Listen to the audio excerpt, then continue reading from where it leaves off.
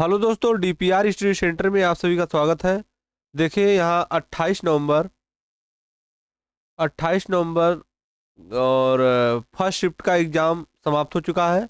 और इसके जो प्रश्न हमको मिले हैं वो आप लोगों को हम कराएंगे। और ज़्यादा प्रश्न नहीं मिल पाए हैं, 15-16 प्रश्न हमको मिले हैं। उन प्रश्नों को आइए हम लोग फटाफट देख लेते हैं। और ताकि जो विद्यार्थी आने वाले शिफ्टों में एग्जाम देने वाले हैं उनके लिए काफ़ी यह वीडियो हेल्पफुल होगा। तो आइए जो प्रश्न मिले हैं उसको पहले देख लेते हैं। देखिए पहला प्रश्न क्या पूछा गया था। पहला प्रश्न पूछा गया था 28 नवंबर फर्स्ट शिफ्ट में। पहला प्रश्न क्या पूछा गया था, किस देश का राष्ट्रीय ध्वज सबसे पुराना है। किस देश का राष्ट्रीय ध्वज सबसे पुराना है।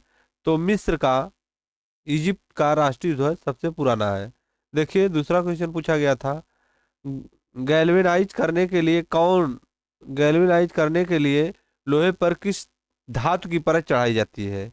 गैल्वेनाइज करने के लिए लोहे पर किस धातु की परत चढ़ाई जाती है। तो इसका करेक्ट आंसर था जस्ता। क्या था? जस्ता, zinc. Diego Garcia Diego Garcia किस महासागर का द्वीप है। देखिए हिंद महासागर का द्वीप है डीगो गार्सिया। यह प्रश्न पूछा गया था कि डीगो गार्सिया किस महासागर का द्वीप है। तो इसका करेक्ट ऑप्शन था हिंद महासागर।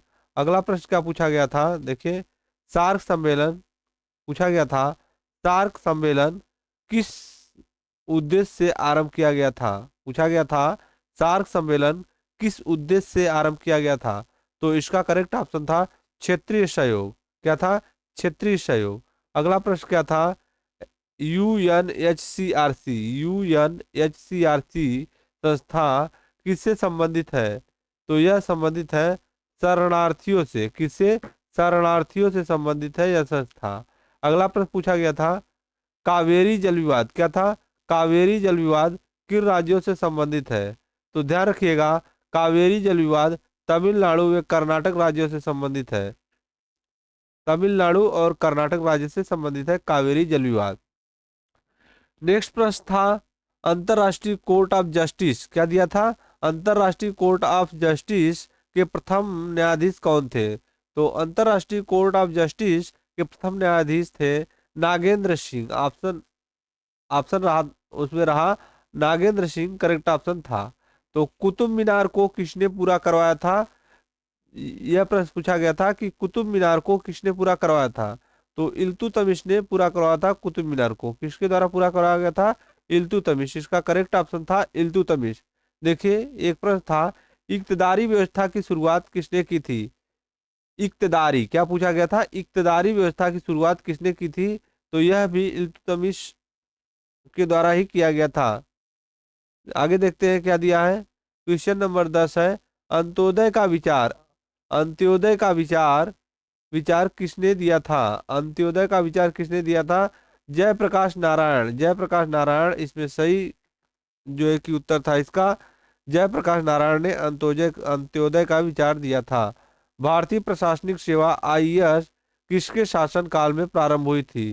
तो यह प्रारंभ हुई थी लॉर्ड कॉर्नवालिस के शासन काल में प्रारंभ हुई थी भारतीय प्रशासनिक सेवा आईएएस। नेपोलियन बोनापार्ट कहाँ का निवासी था। नेपोलियन बोनापार्ट कहाँ का निवासी था। तो यह फ्रांस का निवासी था। इसका करेक्ट ऑप्शन था फ्रांस। नेपोलियन बोनापार्ट फ्रांस का निवासी था। अंत्योदय कार्यक्रम का मुख्य उद्देश्य क्या था। अंत्योदय कार्यक्रम का मुख्य उद्देश्य क्या था। तो इसका मुख्य उद्देश्य था अत्यधिक गरीबों का विकास करना। क्या था? अत्यधिक गरीबों का विकास करना इसका मुख्य उद्देश्य था। हेमावती किसकी सहायक नदी है। हेमावती किसकी सहायक नदी है। तो यह कावेरी की सहायक नदी है हेमावती। कावेरी की सहायक नदी है हेमावती। देखिए हांगेन कॉल झरना क्या पूछा गया था। हांगेन कॉल झरना किस नदी पर स्थित है। तो यह कावेरी नदी पर स्थित है हांगेन कॉल झरना। पश्चिमी घाट किस नाम से जानी जाती है। पश्चिमी घाट किस नाम से जानी जाती है। तो यह सहाद्री के नाम से जानी जाती है पश्चिमी घाट। तो यह 16 प्रश्न अब तक हमको मिले हैं।